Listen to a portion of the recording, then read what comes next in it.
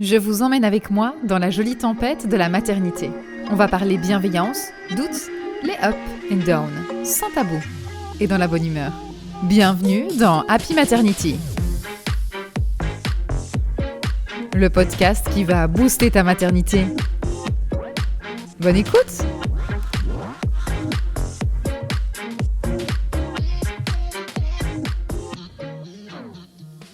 Hello Sandrine, comment vas-tu?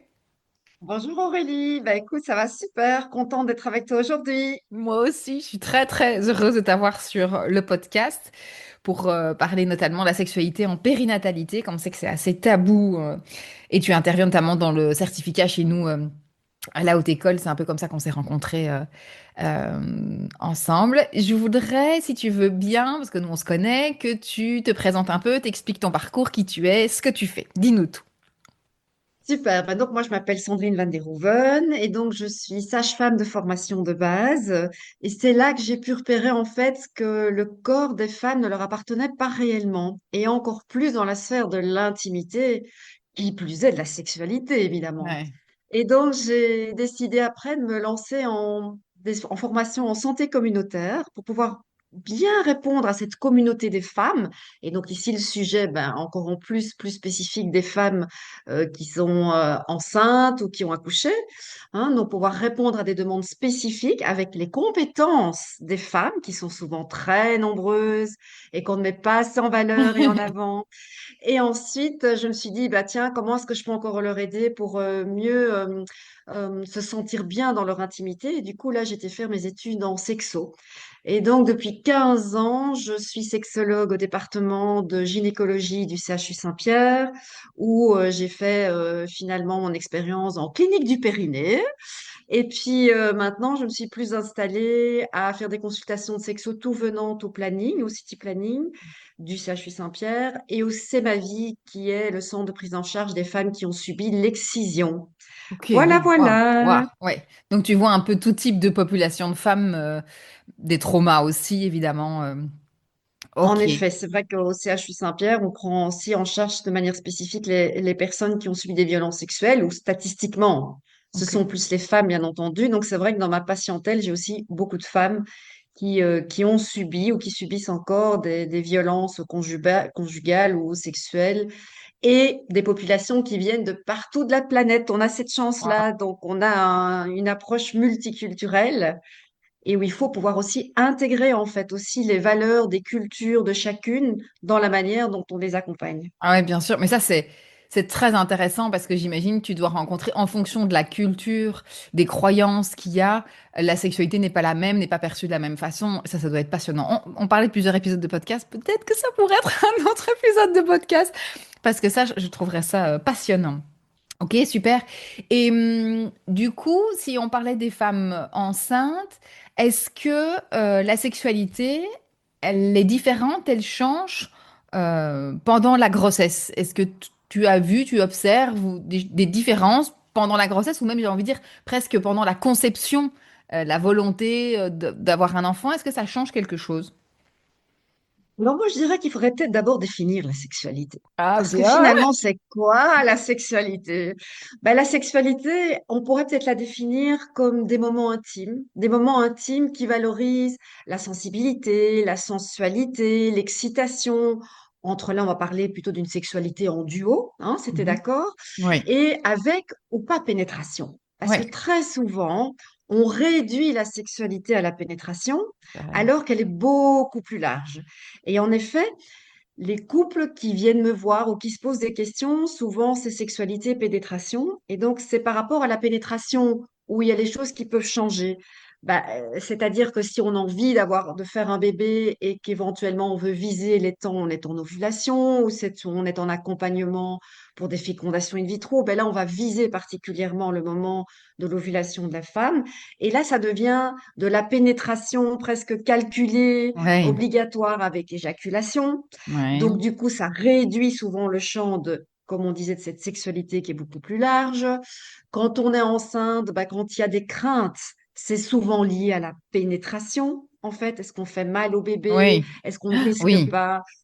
Voilà. Et donc, se focus beaucoup sur la pénétration, mais c'est vraiment une dynamique en fait sociale, hein.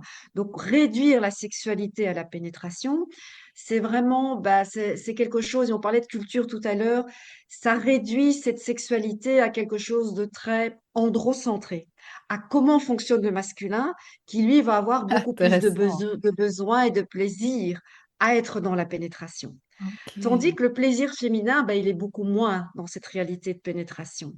Donc, oui, ça se modifie en fait si on a envie d'avoir un bébé, si on est enceinte ou même après, mais ça se modifie surtout si on reste bloqué au côté pénétratif. Si on Ok. ouvre le champ de partage, de plaisir, de sensualité, de parcours, de carte au trésor à découvrir sur le corps de l'un et de l'autre, ben, peut-être que ça change pas tant que ça en fait. Ouais. Hyper intéressant.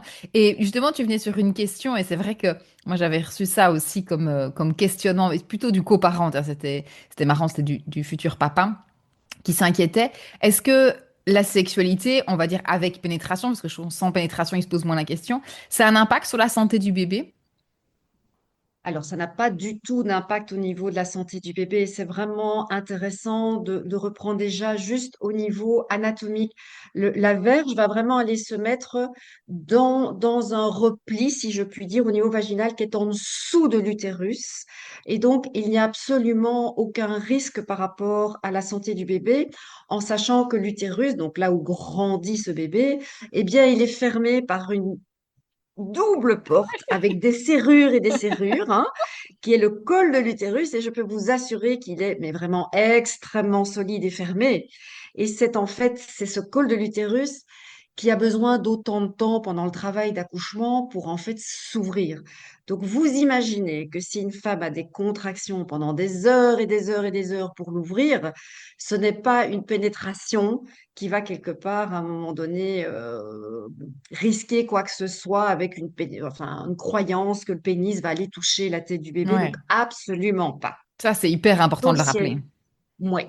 Il peut y avoir une contre-indication médicale, mais qui est très, très, très souvent en fin de grossesse, Oui. parce que quand il y a justement ce col qui peut commencer un petit peu à s'effacer, qui présente les débuts du travail de l'accouchement, ben là, on va peut-être demander de réduire cette sexualité, mais donc n'oublions pas pénétrative, Mhm. pour éviter qu'il y ait quelque part un accouchement qui pourrait se déclencher un tout petit peu plus vite.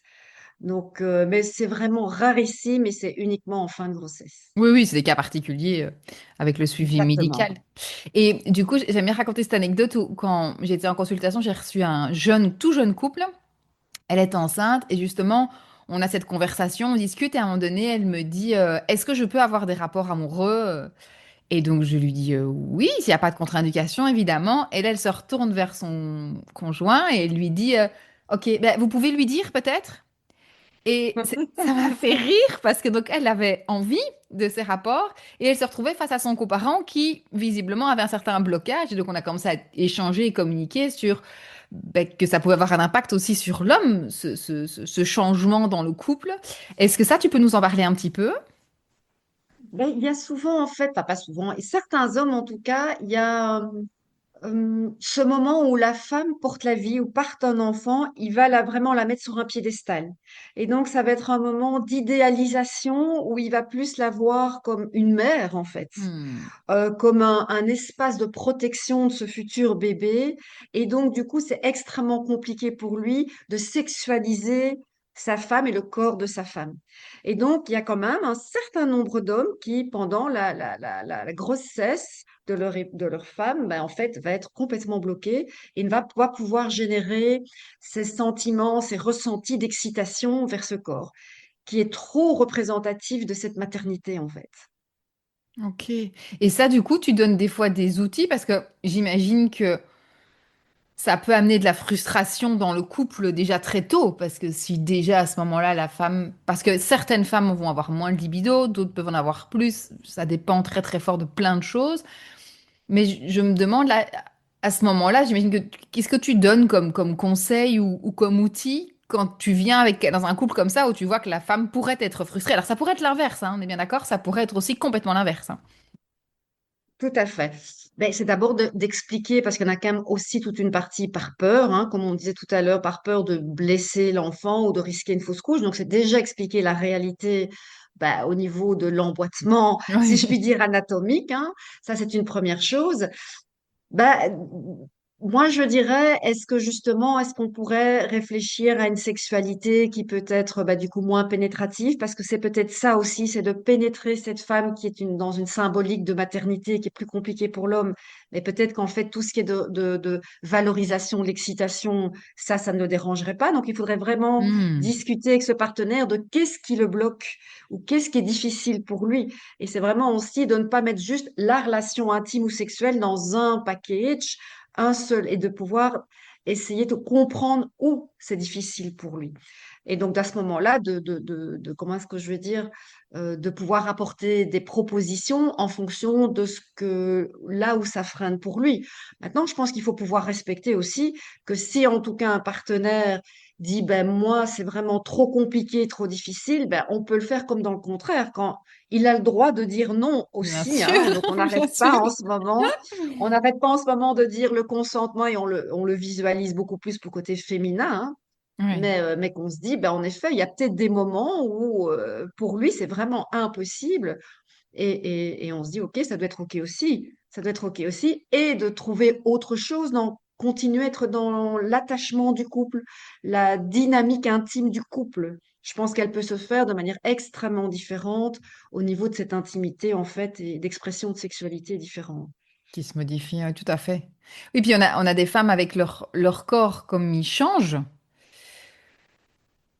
Elles ont peut-être aussi, elles, des peurs par rapport à leur changement physique et de voir si elles vont toujours plaire ou être attirantes vis-à-vis de du coparent. Ça, Oui, j'imagine tout que à tu fait. rencontres Donc, aussi. ça, c'est vraiment les femmes sont très, très, très en questionnement par rapport à leurs modifications corporelles en se disant qu'elles ne correspondent plus ben, à ce qu'elles étaient et qui a attiré le partenaire, la partenaire. Donc, il y a ça. Et aussi, dans presque réfléchir à la place de l'autre, en fait. Moi, ce corps-là, je l'aime peut-être moins, donc forcément, l'autre l'aime moins. Et donc, ça, c'est vraiment important. On réalise dans les études, en fait, que le coparent, cette modification corporelle a finalement beaucoup moins d'impact de ce que les femmes qui ont vécu la grossesse ou vivent Intéressant. la grossesse ressentent. Voilà, Donc c'est ok. vraiment, et de nouveau, c'est aussi à transmettre ou oser demander clairement au partenaire. Souvent, on part dans des croyances et on n'est pas dans le partage de la croyance. Et ça, s'il y a un conseil à donner, c'est vraiment d'oser amener ses craintes, ses peurs, ses questionnements dans le couple, parce que le sujet de l'intime, je réalise à quel point déjà au sein des couples, c'est extrêmement tabou. C'est Ouais. tabou d'un point de vue sociétal, mais même au sein des couples, en fait, c'est extrêmement tabou. Oui, et puis comme tu dis, comme c'est tabou, en fait, c'est sujet à de l'interprétation continuelle. On se fait des films dans notre tête parce que on se dit, ben, si moi je pense ça, ben, lui doit penser ça. Et donc, on interprète aussi des signaux. Je pense à cette différence quand on les hommes viennent de, je sais plus, Mars ou Vénus, là, tu vois, les Ouais, femmes. ouais, Et on a déjà un système de fonctionnement, tu le dis très bien, les hommes sont plutôt vers la pénétration et les femmes vont avoir une sexualité plus étendue, même si on peut avoir tout à fait des femmes qui sont beaucoup plus pour la pénétration. tout à fait. Voilà, donc des sexualités très différentes. Mais c'est très intéressant de voir que, en fait, comme tu dis, comme c'est tabou, ça complique les choses parce que si on, déjà l'être humain de base, on passe notre temps à interpréter, il y a énormément de choses qui se passent dans la communication non verbale. Et donc, on est déjà avec quelqu'un qui ne fonctionne pas physiologiquement tout à fait pareil, des changements hormonaux chez la femme, qui fait que son cerveau, bah, on l'a vu dans les études aussi, est modifié, son interprétation aussi, peut-être sa sensibilité, elle voit peut-être des choses, et qui, du coup, si c'est tabou et qu'on n'en parle pas, qu'on met pas des mots, et parler à la place du je, donc dire tu, hein, dire je ressens ça, j'ai l'impression de, Ouais. je me dis que c'est effectivement, comme tu dis, c'est hyper précieux, parce que sinon, on part dans des interprétations, des frustrations qui, en fait, n'ont peut-être pas du tout lieu d'être, et on interprète beaucoup trop, en fait. Alors, on interprète beaucoup et moi, je dirais que ce qui arrive et là où les personnes, les coparents, les parents vont aller rechercher des informations, où là, ça peut être quand même extrêmement néfaste, c'est les réseaux sociaux, Ah, où il y a quand même, comme on dit toujours, dans les réseaux sociaux, il y a quand même très souvent c'est pas la vraie vie en fait. Et Ouais, souvent, elle est magnifiée. bien sûr. Et quand on se sent mal, on a plutôt tendance à aller vers l'idéalisation de ces réseaux sociaux et en se disant, ah, ok, moi je suis pas bien, moi je suis pas normale, voilà comment ça devrait être. Et donc, il faut vraiment être très attentif à cette information sur les réseaux sociaux où il y a quand même toute une partie qui n'aide pas le mieux-être et encore plus le mieux-être et le bien-être sexuel dans un couple autour de la maternité. Il faut quand Ah même bah le oui. dire. Bah oui. On le voit rien que, tu vois, moi, les patientes en postpartum, j'en ai eu quelques-unes bah, voilà, qui s'écroulent. Elles ont un temps de parole avec nous en consultation et tout. Et je vois qui me disent, mais je comprends pas sur les réseaux, je vois un postpartum, elles retrouvent vite leur corps, elles ont l'air heureuses. Et je leur dis, non mais on vit toutes des moments plus ou moins intenses, mais si, évidemment que oui.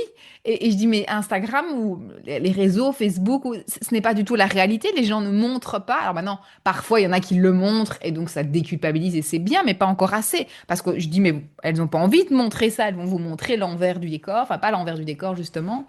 Et c'est intéressant de le rappeler parce que du coup, elles se sentent seules et elles pensent que c'est elles qui ont un problème. Il y en a une qui m'avait dit, Mhm. parcours PMA très compliqué, douleur à la pénétration, donc c'était très très complexe pour elle déjà d'avoir de la pénétration pour pouvoir avoir un enfant. Enfin voilà, il y a tout un parcours complexe. Et quand elle a réussi à avoir ses enfants, ben, à un moment donné, elle m'a dit, je suis pas normale, je n'aime pas mes enfants, je devrais être la femme la plus heureuse de l'univers, et je vois sur les réseaux, et je ne corresponds pas à ça, donc j'ai un problème. Et je lui dis, mais non, vous n'avez pas un problème. C'est hyper intéressant. Et je dis, mais écoutez, mais moi j'en vois plein des patientes et elles disent toutes la même chose, sauf qu'elles l'expriment peut-être pas sur les réseaux. Et ça, tu vois, c'est pour ça aussi que je suis contente qu'on fasse ce podcast sur la sexualité aussi, parce que il y a plein la question qui revient souvent, c'est, est-ce que c'est normal, ça? C'est vraiment, alors ça c'est la question, mais je dirais tout au long de la vie de la sexualité de la femme, c'est toujours est-ce que c'est normal, mais c'est est-ce que je suis normale? Et c'est Ouais, rarement presque une question, c'est je suis anormale. ouais, La femme vient souvent avec cette idée intégrée, elle est persuadée qu'elle n'est pas normale. Donc ça c'est vraiment le vocabulaire que j'essaye tout de suite de dire, ah mais moi la normalité en sexualité, on va tout de suite prendre du recul déjà par rapport à la terminologie, ouais. hein, et la culpabilité. Mm. Donc, je ne suis pas normale et donc, quand ça a une répercussion justement au niveau de mon couple, c'est ma faute. Et Ah, ça, c'est vraiment un fil conducteur je suis anormale et en plus, c'est pas bien, je me sens coupable, la honte. Donc ça, c'est vraiment ah, quelque chose qu'il faut travailler énormément par rapport à l'intimité et d'autant plus avec la grossesse parce que ça se passe dans le corps de la femme. L'accouchement, c'est dans le corps de la femme. Et donc, elle va d'autant plus mettre cette responsabilité sur son dos à elle quand il y a quelque chose qui ne va pas. Alors que moi, je dis toujours, mais je pense quand même qu'on fait l'amour à deux. ouais. Donc, automatiquement, ben, je dirais qu'il n'y a pas d'abord une recherche de coupable ou pas coupable, mais qu'il y a un équilibre qui doit se trouver à deux et que, en fonction de l'événement qui se passe dans la vie, et oui, ben, on peut pas demander qu'un corps qui a subi des modifications et des changements hormonaux pendant 9 mois, sur un coup de baguette magique, revient euh, dans la position d'avant, et je parle position globale, hein, Oui, bien pas sûr. uniquement physique, hein, ben, en quelques semaines ou à peine en quelques mois. Ben, on a une société qui est difficile hein, sur le regard quand même du féminin et du corps féminin. Quand une femme vient d'accoucher, ben, on attend à ce qu'elle redevienne svelte, musclée, Ouais, et donc maman parfaite, femme parfaite, euh, tout de suite après en fait. Ben non, ça, ce n'est pas dans la réalité. tout à fait. Et c'est bien de le rappeler. Oui, en effet. Donc surtout, on fait descendre la pression, on fait une bonne respiration et on se prend soin de soi. Parce que ce qui se passera le mieux pour une sexualité positive et bienveillante, c'est déjà de pouvoir prendre soin de soi. Qu'est-ce que j'ai envie pour moi? Ouais. Quels sont mes besoins? Déjà se le dire à soi-même, avant aussi même de le Mm. dire aux coparents. Tiens, qu'est-ce que moi, là, maintenant, j'ai envie et j'ai besoin? On éduque beaucoup aussi les femmes à prendre soin des autres, hein. Ah, C'est aussi très évidemment, sociétal et éducationnel. tout à Et puis fait. quand on est maman, là, je dirais que le bébé, ben, il est très dépendant. Oui, Donc là, bon, ça peut se faire en coparentalité quand même, hein. Faut pas à tout nouveau à en fait. remettre du Rappelons-le. couteau, hein. Rappelons-le. Rappelons-le, hein. Mais en fonction de est-ce qu'on allait, on n'allait pas, mais en tout cas, ça peut se faire de toute façon pour plein d'autres choses en coparentalité.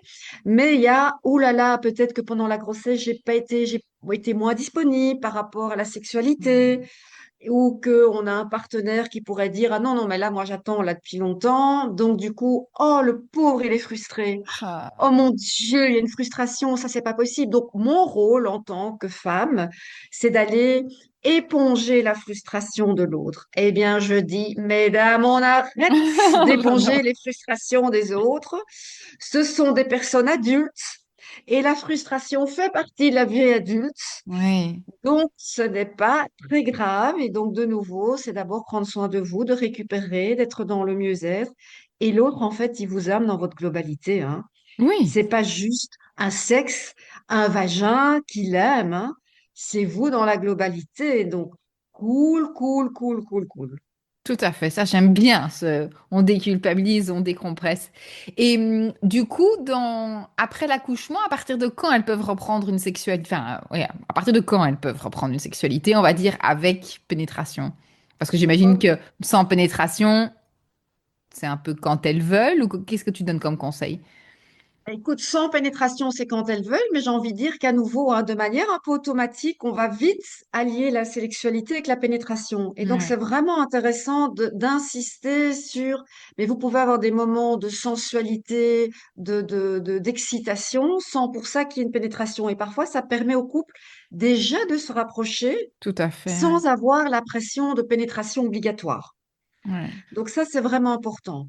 L'autre chose, ben, le quand, on remarque dans les études qu'en général, c'est entre 4 à 6 semaines. Moi, je trouve ça même très tôt, hein, donc Ouais, oui. 4 à 6 semaines de postpartum. Mais ça dépend aussi, je dirais, il peut y avoir des contre-indications purement médicales. On dit en général qu'il faut attendre au moins qu'il y ait un arrêt de saignement. Hein, Hmm. ça, je pense que c'est important. Ben, ça dépend aussi, est-ce que le bébé, c'était une césarienne ou il est passé par voie basse? Est-ce qu'il y a eu des éraillures, des déchirures, une épisiotomie? Donc, c'est de voir aussi cet état-là au niveau cicatriciel. Au niveau de l'utérus, faut pas trop s'inquiéter parce que ça se guérit vraiment extrêmement vite, très vascularisé, donc pas de stress. Au niveau de la vulve, en général aussi, hein. Hmm. Mais ça n'empêche qu'il y a quand même toujours un temps cicatriciel qui est nécessaire. Il y a certaines religions, les religions ont dit même monothéistes, en tout cas 40 jours. C'est comme si ça Hmm. offrait une possibilité de repos et on ne touche pas la femme au moins pendant 40 jours. Ok. Alors, c'est l'avantage, mais c'est des inconvénients. C'est-à-dire que quand on donne du timing, Ah, c'est OK, j'ai du temps entre guillemets, je suis dans ma bulle et qu'on ouais. risque pas de me solliciter sexuellement pendant autant de temps. Mais c'est une fois que le temps est passé, on est là, Oh, oui, mais ça y est, hein, maintenant le temps est passé, on peut y ouais. aller, on peut y aller.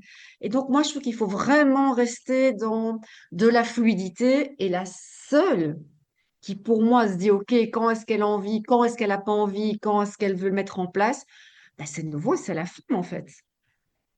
Je Tout à pense fait. que il y a pas de temps à devoir respecter ou pas, sauf s'il y a une contre-indication réellement médicale, mais sinon, c'est un petit peu quand la femme le sent, quand elle a envie de répondre à une sollicitation de son partenaire. C'est pas pour ça que les partenaires ne peuvent pas solliciter de manière douce, délicate et bienveillante, hein. Oui, Qu'aux parents, soyez dans la délicatesse, tout à fait, hein, et tout à dans fait. l'acceptation aussi qui a un nom, Oui, hein. oui. Donc De clairement, respecter ça, oui. respecter. Mais par contre, c'est pas pour ça que ce que moi je peux aussi avoir, c'est que finalement, à un moment donné, le couple s'est tellement distancié par rapport à des respects d'attente qu'en fait, il n'y a plus d'émulsion du tout qui se Hmm. met en place. Et donc, c'est vrai que on pourrait demander quand même toujours aux coparents aussi de continuer juste à montrer son attention, que sa partenaire lui plaît, que elle la trouve toujours belle, parce que les femmes ont besoin d'être assurées quand même, hein. Ça, il Oui, faut tout le à dire. fait. Et surtout dans cette Euh, phase-là, d'autant plus, en fait. Dans cette phase-là, avec les changements, où on pourrait même dire enceinte, bah, ce beau ventre, mais derrière, il y a le bébé, mais du jour au lendemain, bah, le ventre, il est encore rond alors qu'il n'y a plus d'enfant à l'intérieur, que la peau n'a pas encore récupéré toute son élasticité, donc les vergetures, enfin bon, tout ça peut faire qu'il y a vraiment beaucoup de doutes, hein, comme on disait, euh, cette image corporelle féminine, pour elle, c'est vraiment extrêmement important dans sa dynamique de séduction, et donc d'être rassurée par la partenaire, de pouvoir être encore juste touchée, prise dans les bras, de redébuter par des caresses, être attentif. Pour moi, ça donne tout un espace possible où la partenaire, la femme qui a accouché ou qui est encore enceinte va pouvoir être plus enclin à aller de nouveau vers du sexuel. Parce que le désir, dans ces périodes plus délicates, c'est plus du désir répondant que Hmm. du désir spontané. Ok, intéressant. Répondant à des signes, à de la réassurance, à des gestes, à de l'attention. Exactement. Et ça, c'est important aussi que le coparent puisse se mettre. Alors, c'est faut peut-être justement, soit ça se fait en préparation à naissance, soit la future maman peut en parler aussi, de bien expliquer comment est-ce qu'elle fonctionne aussi, qu'est-ce qui la rassure et qu'il doit faire équipe en périnatalité, de pouvoir se dire, OK, ma femme, la personne qui a mis mon bébé, enfin notre bébé au monde, eh bien, elle a besoin elle fonctionne plus ou moins comme ça, elle a besoin de ça.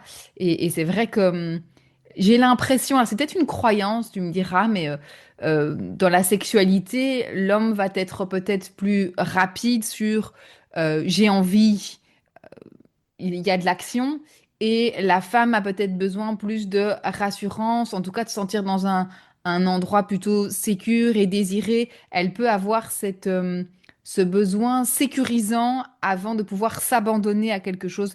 J'ai cette idée-là, hein, mais qui est peut-être complètement erronée et que des fois ça amène des impacts différents où le coparent, enfin, si c'est un homme, hein, parce qu'après on peut avoir des coparents évidemment de femmes, mais je me dis un coparent masculin peut peut-être se dire, ben, moi j'ai envie, allons-y, alors que peut-être qu'il y a eu des tensions parce que manque de sommeil avec bébé, parce que son corps est modifié, et que si ces tensions ne se sont pas réglées, la femme aura peut-être moins accès à se dire, ben, j'ai envie d'avoir une intimité avec lui, alors que lui va se dire, ben, ça n'a rien à voir, en fait.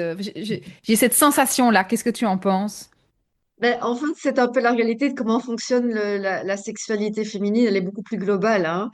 Donc, Ok. la sexualité masculine, elle est plus en tiroir. Donc, il y a cette capacité chez les hommes qu'à un moment donné, OK, on est dans un focus de quelque chose, et puis on peut passer à l'autre focus sans pour ça qu'il y ait finalement de passage entre les différents tiroirs. Ce qui est Ok. une force pour plein de choses quand Ah même, hein, oui, il faut le j'avoue, reconnaître, des fois hein. j'aimerais bien avoir des Hein. tiroirs. Voilà. Bon, alors c'est un petit peu très stéréotypé, mais on est quand même pas très loin de ça dans la réalité. Tandis qu'en effet, la femme, elle est beaucoup plus dans le global. Elle a déjà beaucoup plus de doutes de manière globale, encore plus dans cette période au niveau de la périnatalité. Et en effet, ben, l'ambiance, le relationnel, quand le partenaire, le coparent n'est pas trop lourd, arrive pas trop avec ses gros sabots, j'ai envie de toi, Oui, allez, bon, ben voilà. Donc ça, tout ça, en effet, il y a une sensibilité quand même qui fait que il faut, il faut j'ai envie de dire, être plus sensible à un environnement, alors que ce soit de sécurité, mais aussi de séduction, hein. C'est un petit peu tout l'idée de à fait. pouvoir être reséduite aussi et avoir une confiance dans cette séduction de base, en fait. Tout à fait, oui, je pense que c'est ça qu'il faut remettre ce mot séduction et reséduction, comme tu disais. Et tu vois des différences des femmes qui ont une césarienne versus une voix basse, par exemple? Écoute, contre toute attente, il y a un côté où quand une femme a une césarienne, il y a parfois elles-mêmes se disent qu'elles doivent être plus vite disponibles au niveau de la Hmm, sexualité, voire une partenaire plus disponible au niveau de la sexualité plus pénétrative. Et on réalise, en fait, en tout cas, que les études nous disent parfois, il y a plus une sexualité au niveau pénétratif qui va se remettre plus rapidement, et puis d'autres, pas ok. du tout. Parce Hmm, qu'en fait, une sexualité, une envie d'aller vers l'autre au niveau de l'intimité, c'est pas juste une question de par où est sorti un bébé. On sait bien qu'il y a un changement émotionnel, on sait bien qu'il y a un changement psychologique. Il y a une charge réelle au niveau de fatigue de cette maternité. Il y a quand même ce corps qui a eu une grossesse. C'est un corps qui a quand même accouché. On peut dire ce qu'on Tout veut, à hein. fait. Donc, voilà, donc quelque part, il ne faut pas réduire ou en tout cas avoir des attentes différentes ou spécifiques en fonction de est-ce qu'il y a eu une césarienne ou est-ce que c'est une paroi basse. Je Ok, pense que ça, c'est qu'à un moment donné, il faut arrêter ça. On se retrouve dans la même parcours de grossesse, de maternité, ou que ce soit la sortie du bébé, en fait. tout à fait. Et certaines expriment des douleurs au rapport amoureux, parce que ça, c'est déjà quelque chose, rien que le thème, le douleur des rapports amoureux, je pense, c'est tout un thème en soi, où il y a encore beaucoup de travail à faire. Mais est-ce que c'est normal, après avoir un bébé, d'avoir des douleurs au rapport amoureux? Qu'est-ce qu'on fait de ça? Ben, en tout cas, c'est la première plainte. C'est souvent la première plainte, je dirais même, c'est le côté désir, mais en général, quand le couple arrive à retrouver une nouvelle danse, parce que quand même souvent, il faut aussi se dire que ça ne sera pas spécifiquement la même danse qu'avant les Hmm, grossesses, hein. Il y a un autre rythme à trouver, d'autres pas. Donc, il y a quelque chose déjà de nouveau à devoir retrouver. Une fois que ce nouveau rythme est là, je dirais que le désir, bah, soit de spontané qui peut revenir, soit de répondant se met en place. Par contre, la douleur au niveau pénétratif, hein, on s'entend bien, est quand même ou stimulant au niveau de la vulve, mais plus pénétratif, où c'est ça vraiment la première plainte et qui peut durer le plus longtemps. ouais, Alors, qu'est-ce qu'on remarque? Bah, c'est déjà, de laisser le temps au temps.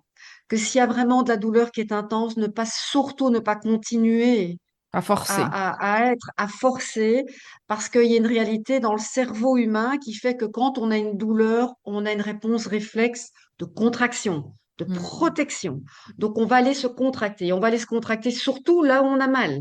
Donc, on hmm. va aller contracter justement tous ces muscles du périnée qui entourent le vagin. Et donc, au plus on va avoir des expériences douloureuses, au plus on va aller se contracter dans cette région et ça va aller renforcer le côté douloureux.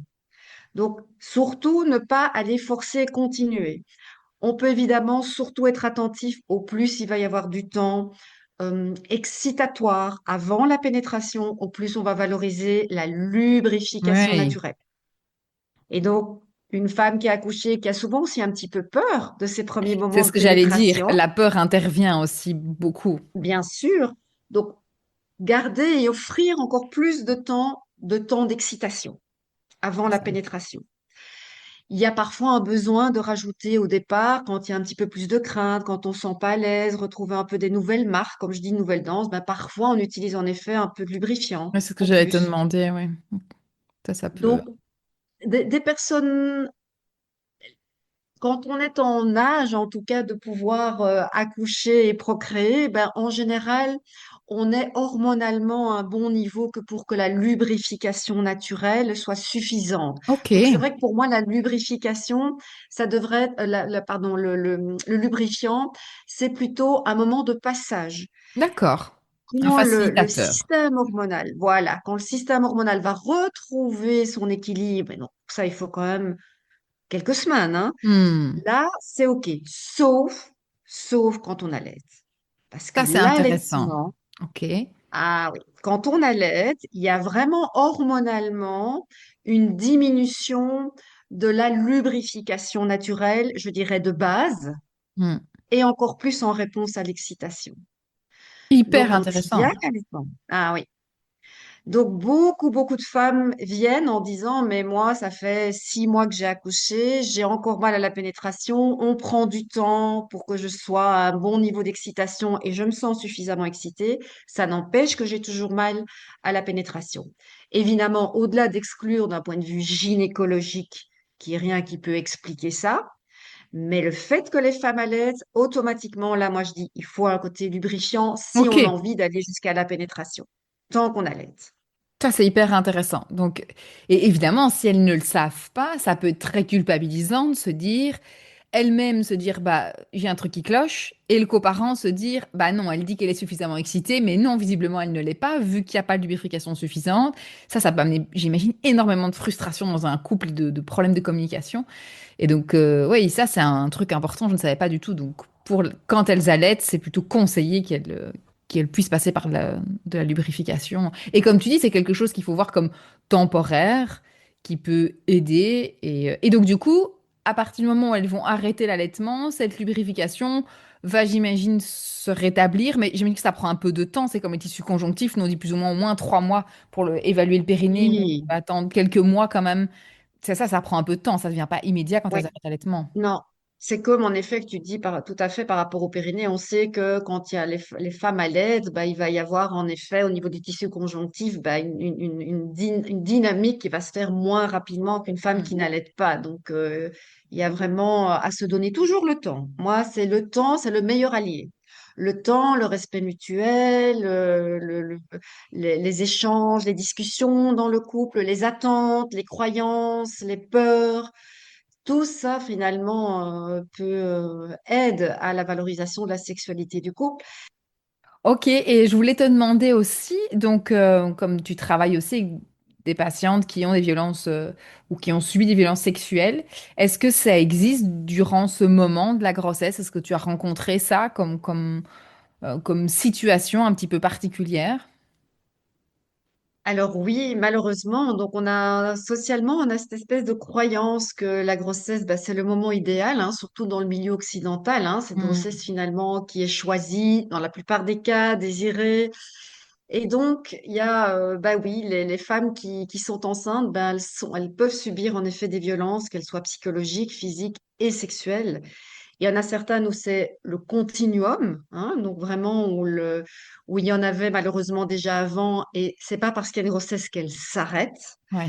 mais ce qu'on a pu remarquer, et ça c'était encore de l'impensable sociétal, bah, c'est que de la violence peut démarrer en fait pendant la grossesse, que Ah. la grossesse est une période de vie où il y a une apparence de violence bah, qui va se marquer de manière plus fréquente par rapport à d'autres périodes de vie. Ok. Ce qu'on pourrait croire à enfin, à un non-sens, en fait. Oui. Eh bien, non, pas du tout, et dont des violences, et psychologiques, mais sexuelles aussi. Et donc, j'ai envie de dire, mais c'est autant important pour des professionnels, mais aussi chaque personne qui est un jour enceinte, si tout d'un coup voit le comportement du coparent se modifier en devenant plus agressif, méfiant, contrôle sur la personne, des violences comportementales, physiques, sexuelles, ce n'est pas normal. Ouais, ouais, ouais, tout Et à fait. ça ne changera pas spécialement après. Donc, à nouveau, beaucoup de femmes renvoient en disant, mais oui, ça a commencé pendant ma grossesse, mais je me suis dit que l'autre euh, devait être rassurée parce qu'il y avait Hmm. quelqu'un d'autre qui allait arriver dans le schéma de couple, ou parce que ça générait du stress, parce qu'il y avait un bébé qui allait venir. Et donc, il n'y a pas d'excuse à trouver. Ouais. Très clairement, non, ce n'est pas acceptable que la violence commence parce qu'elle ne va en plus pas s'arrêter. Ouais. Donc, ça veut dire qu'il y a plus de risques de fausse couche quand il y a de la violence subie, mais c'est aussi imposer à un futur enfant un climat de violence conjugale Ouais, tout à fait. qui peut aussi se répercuter sur l'enfant, Hmm. forcément. Donc, c'est vraiment tout de suite, je peux conseiller, c'est d'aller en parler professionnel, d'aller demander de l'aide.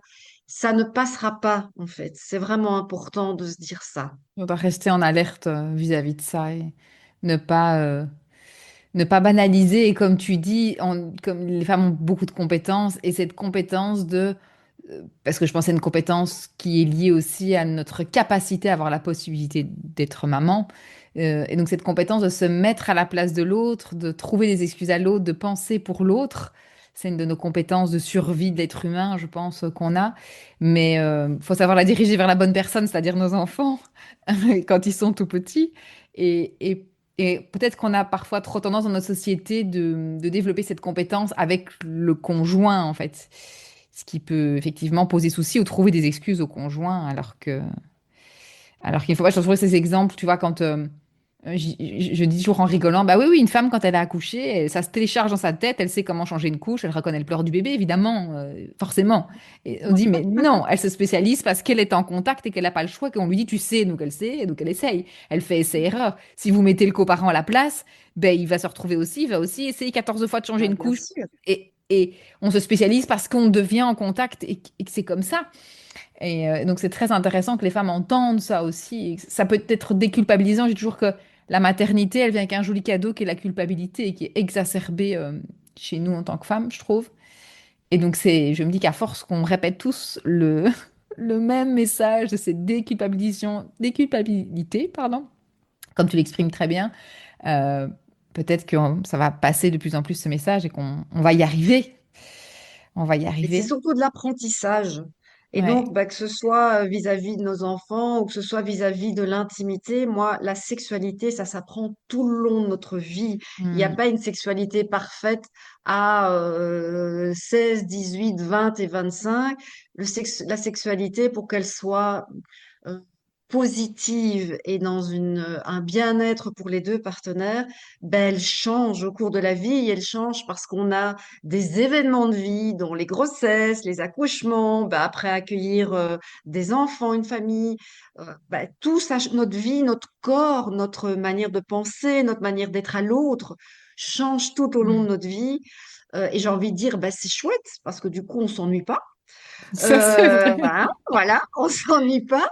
Alors, ça demande des capacités d'adaptation, mais apprendre, est-ce qu'il n'y a pas quelque chose de plus chouette que d'apprendre? Ah, moi, C'est quand même gai d'apprendre, hein. je suis complètement convaincue, évidemment. Moi. Donc Complètement. voilà, donc je me dis, bah, il faut juste se dire que c'est pas, ça n'existe pas chez qui que ce soit une sexualité positive qui est comme tout le long de C'est la vie, ça. puis qui est acquise une fois pour toutes. C'est une danse, un jeu, on peut l'imaginer une recette en fonction de ce qu'on aime dans la vie. On peut chaque fois faire des liens avec ce qu'on aime, une activité ou autre, et on peut chaque fois imaginer des tas de variantes, des tas de possibilités. Mais c'est vrai que pour ça, c'est être bien avec soi, c'est être en accord avec soi, c'est de pouvoir exprimer des choses avec l'autre, et on se lance, voilà, dans l'apprentissage en s'amusant toujours, en s'amusant. Voilà. Et donc, on peut aussi aller voir quelqu'un comme toi, justement, pour se faire accompagner. Je pense que ça, c'est une des clés aussi de ne pas rester seul dans une sexualité ou d'avoir les conseils des réseaux sociaux ou de Tata Jeannette ou de notre grande sœur ou de nos copines qui vont nous raconter des trucs. Voilà, je pense que c'est important d'aller vers des professionnels, justement, qui savent comment accueillir et donner des bons outils. Ça, c'est hyper important, d'où ton rôle qui est hyper important pour les patients. Mais écoute, oui, c'est vrai que si vraiment à un moment donné, ben, quand on a le sentiment soit d'être perdu, perdu soit dans son couple, soit que le couple se sent perdu par rapport à cette intimité, eh ben volontiers, oui, vraiment, je suis là pour ça et j'essaye de déployer, de bien entendre la demande. Donc vraiment parfois aussi, hein, écouter, entendre, rassurer, Mm. enlever le mot normal. Ah oui, alors euh, ça, ouais. Déculpabiliser, comme on a dit, et puis donner, essayer de transmettre plein d'outils et de pistes, toujours avec beaucoup d'humour, en tout cas. J'essaye d'être Ah, vraiment dans ce principe-là. ah, c'est trop Et chouette. que oui, n'ayez pas peur d'aller, en effet, parler à des professionnels. Nous sommes là pour Mais ça. oui, tout à fait. Puis je mettrai le lien de ton site aussi en descriptif du podcast. Comme ça, si elles veulent te retrouver, toi, et avoir des infos, ça peut être très, très chouette. Est-ce que tu as envie de rajouter quelque chose ou un mot de la fin, si tu as envie qu'elles reviennent avec un mot-clé qu'elles doivent retenir? Euh, Plaisir et rire. Je Plaisir pense et que rire. J'adore. plaisir et rire, donc prendre beaucoup de plaisir dans cette sexualité, ce n'est pas un devoir, ce sont des Mm. moments de positivité avec beaucoup de plaisir, quelle que soit la manière dont elle s'exprime, et surtout, surtout, il faut s'y amuser, donc rire. Voilà, c'est le mot de la fin pour J'adore. moi. Ce sera le mot de la fin. J'adore. Merci beaucoup, Sandrine, d'avoir accepté cette participation au podcast. J'étais très heureuse Ben, de écoute, t'avoir. merci beaucoup Aurélie, à toi aussi, et longue vie à ton podcast. Merci.